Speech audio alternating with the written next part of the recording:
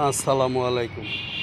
বন্ধুর একটা টিপস দিয়ে দিই আপনাদেরকে। টিপসটা হইল, আপনারা যখন ঘর থেকে বের হন, রাস্তার ভিতরে যখন চলাচল করেন রাস্তার ভিতর দিয়া, মসজিদের ইমাম সাহেব বা খতিব সাহেব যদি আপনার সামনে পড়ে, মসজিদের ইমাম সাহেব খতিব সাহেবরে সালাম দেবেন।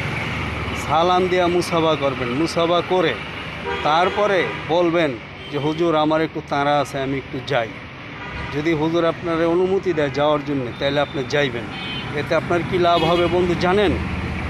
ওই যে হুজুরের সাথে কথা বলছেন, মুসাফা করছেন, আপনার সামনে যদি ওই মুহূর্ত থেকে কোনো বিপদ থাকে, আল্লাহ রব্বুল আলামিন আপনার বিপদকে আসান করে দেবে। কেন দিবে জানেন? ওই যে হুজুরকে সম্মান করছেন, সালাম দিছেন, হুজুরের সাথে মুসাফা করছেন, এর বরকতে আল্লাহ তাআলা বিপদকে আসান করে দেবে।